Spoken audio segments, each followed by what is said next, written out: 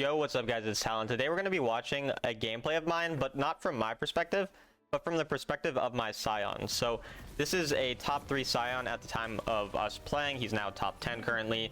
He's a 63% win rate with like 50 games this season on Sion, already master. He's a 5-time challenger player and he has like 1,000 games of Sion total. And so I wanted to show you guys, since this strategy kind of hasn't been popular as much since they sort of changed the matchmaking to make this strat not as broken. But now I just want to talk about how it works really well, even if your matchmaking is more fair. So initially, you're going to see very often he'll do something like this, where he's just going to instantly go and cut off the wave level 1. Doing this allows him to get a lot of initial pressure, because either Volibear goes and clears the wave like that, and then he can go and invade the jungle, or Volibear contests him and then will lose part of his wave. So either way, it's very beneficial. You can see how now he's pretty much just trying to mess with the jungle and already go to cut off another wave. So this is a very common thing that you do early on the Antic Sion strat. You basically, this is called proxying, when you kill the wave behind the turret, and if they don't respond to you properly, then he can just continue to do this. At this point, he can go and take jungle camps, he can mess with enemy jungle, he can do a lot of different things. And all of it is creating a lot of pressure for the team. So there's a couple downsides to this strategy as well, and you're going to see initially one downside is that you could potentially die to the enemy jungle and lose or give gold to the enemy jungle. But the benefit is he's slowing down the enemy jungle clear, he's wasting time. You see how Twisted Fate uses his flash. Lilia takes a lot longer to clear, so my jungle gets additional tempo. I get free kind of control over my lane in mid lane. As you can see, I'm the Jace this game. Meanwhile, Twisted Fate's continuing to chase. And so it provides a lot of gold value and pressure to the team. And so you can see here already, he's at 1,300 gold compared to Volibear at 1,150. So he has a little bit of a gold lead there. And then you can see we're kind of able to get gold leads elsewhere. And like where I, as the Jace, into Twisted Fate, I'm able to get an early gold lead, which then I'm able to punish him by killing the Twisted Fate, because Twisted Fate had no flash there. And so you can see how it kind of creates a lot of this pressure.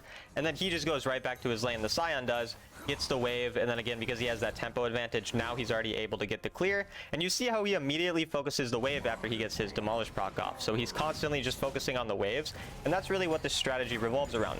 Anytime that you can clear a wave, you're going to try to do it. You're going to draw a lot of pressure. And then here again, look how not only is he up levels on Volibear, as you can see, but Volibear was losing these minions here as the Sion was pressuring him under the turret. So it's just constant pressure. And again, Volibear has to choose between getting the wave or killing the Sion. And then if the Sion does die, he becomes worth less gold for future deaths, which makes it more beneficial in the long run as well. Because if you go 0-2, 0-3, you start becoming worth less and less gold, which means the enemies start wasting a bunch of time for essentially killing a really tanky minion, which again gives a lot of pressure to the rest of the map. And that's why you can see we're able to have a bit of a gold lead. We have a 1-kill lead, but we also have quite a decent gold lead. Nothing crazy, but you know, it's an early game, of course. And you're going to see that gold lead continue to blossom, and we're going to show you guys kind of the gold throughout as well of Sion. But already you can see Sion's at 2,600 gold despite being 0-1. Meanwhile, the enemy top laner is at only 2,000. So he has a 600 gold lead on the top laner. He's taking jungle camps from the enemy jungle, again wasting the enemy jungle's time, and just constantly grabbing that pressure. And then even here, again, if the Twisted Fate did want to go ult on the Sion here, he would lose a lot of time. So you see how Twisted Fate didn't end up ulting. And then also Sion executes himself here because he notices that Volibear is going to come to him. So he gets the zombie form, gets to clear the entire wave, and dies, so he doesn't lose any gold, or give any gold to the enemy rather. So he gets all the gold from the wave. He doesn't lose anything because there's not going to be a wave now. The next wave is going to be the one that's coming right here, or in their case, you know, is going to be right here. And he's going to respawn by that time. He can ult back and again get that pressure. So you can just see how much pressure he's constantly drawing from doing this strategy. It's just overall, like, you know, again, a lot of pressure constantly drawn. If you have someone on your team doing well, like in this game, I believe I'm having a pretty good early game on the Jace as well. I'm 1-0, I'm like pretty strong. And then he's just constantly drawing that pressure. And then there again, you can see in mid lane, we're able to get a kill on Jace. Meanwhile, Sion's constantly pressuring. So a lot of times this draws enemy jungle attention as well. So it's less likely that your ADC or your mid laner will get ganked, because they're going to be ganking the Sion a lot of the times, because you're in a position to kind of bait the enemy out. And then again here, he's just baiting so that the enemy, or so our Warwick rather, can get an easy kill and then potentially get additional gold here. Whereas if Sion dies, again, as we kind of said, it doesn't really matter. But because, again, the jungle comes, Volibear's going to die, and Sion, once again, just gets complete pressure, nearly killing this entire turret as well. So if you guys are wondering, like, if you should play this strategy, or like the downsides and the benefits to it. The main downside is if you do get the worst team like by a significant margin, you're just not going to be able to win. Like you have to have someone kind of useful on your team. So the way partially that matchmaking works is like if you have better stats and stuff like that, you're going to get a bit better teammates. They lessened it, which is why the Sion strategy used to be more OP, because now matchmaking takes into account win rate and rank a lot more than it used to, compared to now taking into account stats a bit less. But it still takes that into account to an extent. So if you're doing this inting strategy, you're dying a lot on Sion, your stats are going to be kind of weak, which will allow you to get slightly better teammates. But if you do have bad teammates or you get bad luck, it's really hard to solo carry a game on the Sion strategy. You need people doing decently well. But if you have even one or two parts of your map that are doing well, for example, again, you see here, I'm on the Jace, I'm doing well, or you have an ADC or someone doing well, then a lot of times you're going to be able to get a lot of that pressure, or get a lot of value from that pressure rather, which allows your team to kind of put themselves in decent positions to win fights and everything like that. But if your team is really bad, it is a little hard. But you can see here already, he's gotten the bot turret, he's constantly gotten the pressure, he respawns again, ults right back to lane, and immediately goes for the wave and ends up hitting the Volibear. But you can see he's really focused on the wave more than anything. He doesn't actually care about killing Volibear. He just hex flashes forward there. I got a triple kill, just have to point out that I got a triple kill because, you know, I'm cool like that. But meanwhile, the Sion's just drawing two people again. So meanwhile, there was a big fight going on top side. Two people are distracted by the Sion, and Sion's getting the wave. And again, let's take another check on the gold. He has 6,300 gold at this point, or 6,250 gold, and Volibear has 4,200. So he's 1-4, but he's up 2,000 gold on the Volibear. And again, the downside is he could have potentially fed the Lilia a lot more if Lilia got, you know, for example, Lilia got that first blood early on in the game. That could have snowballed and potentially been bad. But in this case, it ended up being fine. And then this is kind of the benefit. He's already got the pressure on the turret. And then you're going to see later on in the game how this continues to progress. Basically, the way you want to do it is you always want to kind of be on the opposite side of where a lot of the action's happening. So you're going to expect the action to typically happen on whatever side of the map the next major objective's going to spawn on. So he wants to continue to be on the Baron lane side of the map as the next dragon's going to spawn. But once the next objective is going to be the Baron, so around 11-12 minutes, 12 minutes is when Baron spawns, he's going to want to start spending more time on the other side of the map here. And then again, you can see he can also set up some nice engages, get a play like that, for example, onto the volley. And then I don't know how I live that as the Jace, but somehow we get both of them there, which works out quite nicely. And again, you can just see he's able to make engages. He doesn't have to worry too much about his life. He's tanking for the minions. He's getting an entire another turret, which again, you can see we're at 30.6k, goes to 31.3. So he gets about 700 gold from just that turret alone. So even if he were to die, it wouldn't matter because he got way more gold from the turret, and that gives obviously global gold to teammates. And even if he dies here, doesn't matter. He's like 1-4 at this point. He's not worth that much gold. He's not giving away a lot of gold, and he's still constantly getting the waves, getting the turrets so that the enemy can't get as much. You can see how none of our turrets, apart from one top lane turret, which isn't really in his control, that's all that has died so far on our end as a team. So you can kind of just see how that is, like, he's pretty much constantly able to protect those turrets really well. And again, two of the bottom lane turrets already dead, mid lane turret dead, and a top lane turret dead. So just pretty much winning through turrets. The kills are dead even in the game, but it doesn't matter. And you can see how now here he's going topside, and the reason he goes topside is because the bottom lane wave is already pushing so far. So you can see how he's constantly kind of looking as well at what waves are and are not pushed, and then using that to determine where he should be next. And he's able to cut off the Twisted Fate, so then we're able to get a free kill on the Twisted Fate here as well. You can also see how he's able, and Twisted Fate just gives up at that point. And so yeah, just constant focus on the waves, on the easiest turrets to kill as well, because another reason that he can be here is the top lane turret is a bit easier to kill since it's the closer one. It's a tier 2 turret, whereas he's already killed the tier 2 in bottom lane. And again, he pretty much doesn't have to actually care about dying. Like, he's really hard to kill because he has so much gold, so he's able to actually do things like get the shutdown there. But even if he did die, it wouldn't really be a big deal. Again, the one thing you got to make sure that you don't do on this strategy is die right before a key objective. Like, the one time where you want to sort of be aware of your life is about, say, 30 to 40 seconds before an objective. You want to give yourself a little bit of safety, not die there, and then start going really aggro 10, 15 seconds before that objective spawning, so that the enemy have to choose between you or, you know, the objective. And you can see here, I'm a 7-2 Jace, and I have only as much gold as the 3 and 6 Sion because of how much gold he's generating. So he's at 9,600. He's insanely fed at this point, and we have a 5k gold lead as a team, despite being up only 2 kills, and that's pretty much solely due to the Sion at this point. And you can see, just as I said, about 15 seconds before the objective, he's getting this lane pushed really hard. So he has that constant pressure, and the enemy have to essentially choose between him or between going to the objective. Now, unfortunately, our team dies there, and so it doesn't end up being as beneficial as it otherwise could have been. But even in this case, he's still going to have to draw people to him because of the fact that he's in the side lane, which gives me the chance, you're going to see, to go top side and contest the objective if I wanted to. Because I see multiple people bot side on the Sion, which allows me as the Jace to then go and contest the objective. I don't actually remember what even happened there at this point, if we actually do anything on the objective or if we just end up not dying. Or not getting any kills, but you can see he gives all of those different opportunities for the team to do something, and then Lilia does die, so we end up getting a kill out of that on the top side of the map, pretty much solely because he's splitting the enemy up constantly, even when, again, 3 of our teammates randomly died right before a key objective, and he's still getting as much as he possibly can out of that. He's taking the jungle camps, and again, he's on the opposite side of whatever the key objective is. That's usually where you're going to be. Every once in a while, you can join a team fight if you need to. Like if it looks like a team fight you think you can win, but most of the time it's just opposite side split push. So again, because Baron's the next objective to now spawn, you see he goes top side first.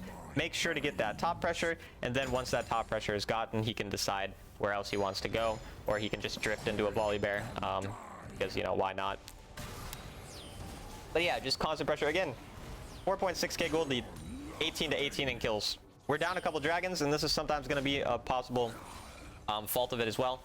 Sometimes you'll lose some more dragons because of the fact that obviously he's not going to join a ton of team fights, but usually the pressure he gets is enough to help your team win team fights anyways. Again, in this case, our team kind of made some dumb mistakes, as we saw. But he's still just constantly getting that pressure. And again, now Baron's spawning in 35 seconds, so he's making sure he gets this lane pushed out as far as possible. He's way stronger than Volibear. Again, we'll look at the gold now. He's at 12k. Volibear's at 6.8k, so he's ahead 4k at this point. Actually, even 5k, like at this point, 5k gold. So he's ahead at 5k gold. You can see, again, the Baron is spawning. The entire other team, or the entire enemy team, is chasing him. Meanwhile, the Baron is about to spawn. Our team is looking for that potential Baron, and he's just drifting around the map. What do? We get the mid lane inhib as a team because so many people are on this Sion. So if you guys have an inting Sion on your team as well, you can make sure to try to have that awareness like you saw there, where we're getting that mid lane turret, and then we're able to now go and get the Baron because the enemy are so late coming that we're able to put pressure onto the Baron. And then we'll show you guys this fight just because of the fact that Sion's pretty much AFKing right now. We might as well show you guys sort of what happens in this fight. Fiddlesticks kind of gets a decent little engage.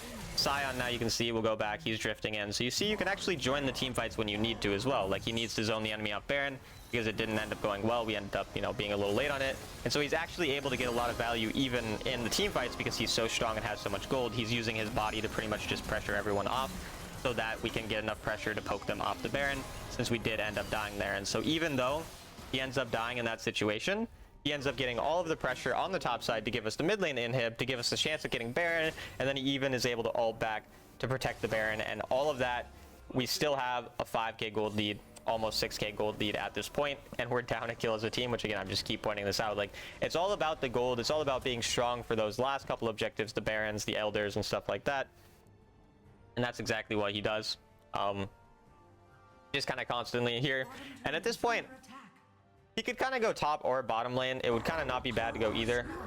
Here, going bottom lane is not bad because he can possibly get an engage for me as the Jace, and he's obviously going to get the wave cleared. But you can see his focus is just always making sure all of the waves are cleared, and then he can just drift around again. If you get good at this drifting stuff as well, I think you practice it in practice tool, you can end up doing what he does here, where you go from one side of the map all the way to the other. And I don't know if he kills the Twist of Fate here, but that'd be really funny if he did. I think he does. Okay, so that is absolutely hilarious. And that is also something that if you get good on it, you can do. And so once again, he's drawing 4 people here because he just killed 1 person, and there's 3 people topside. Meanwhile, we're on the Baron. So you can just see, we're getting Baron for free. Meanwhile, everyone's just dealing with Sion. They have absolutely nothing they can do.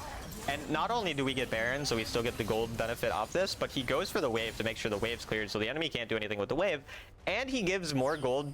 He gives a bigger shutdown to the Ezreal. So him dying so much at this point when he's worth a lot less gold means that Ezreal is going to have an insane shutdown. We get 1 kill on Ezreal, and all of a sudden, like, someone gets basically in 1,000 gold swing. And a lot of that's due to him dying. And so I'm not saying that it's good to just give your opponent gold for no reason, but those kills that he gives do a lot of the times find their way back into your own pockets as a team because of the way that shutdowns work and that gold works. And then here, I wouldn't be surprised if he rotated to the team fight, because of the fact that we do kind of want this dragon to not lose the dragon, or at the very least to go on the same side of the objective so he can potentially draw pressure and maybe rotate if he needs to. Which is kind of what we see him doing here. So he ends up going to the point where the enemy may get distracted by him, and even if they don't, he's going to pretty much get the entire turret. And he's waiting for the minion to get there so that he can get bigger demolish proc. I think he actually messed it up and didn't quite wait as long as he should have, but you can see my team still gets dragon, and then he's just again pressuring this inhib so that if he gets this inhib, all of a sudden there's constant pressure that he doesn't need to worry about in the top lane, so then he can go to another lane and do basically the same thing we see him do. And so that's exactly what he does. Our team gets the dragon. We end up dying apart from me on the chase, but he's still able to get an entire turret while we get that dragon. He's able to one-shot Twisted Fate, because why not one-shot Twisted Fate? And then he's even able to ghost over to the other turret and kill another inhib. So they currently have all 3 of their inhibs dead now at this point. The mid one is about to respawn, but still, you just see this constant pressure that draws is so insane anytime that you have an okay team with the Sion strategy. Again, kind of need your team to be doing all right, but even here you see like most of our team's not doing that well.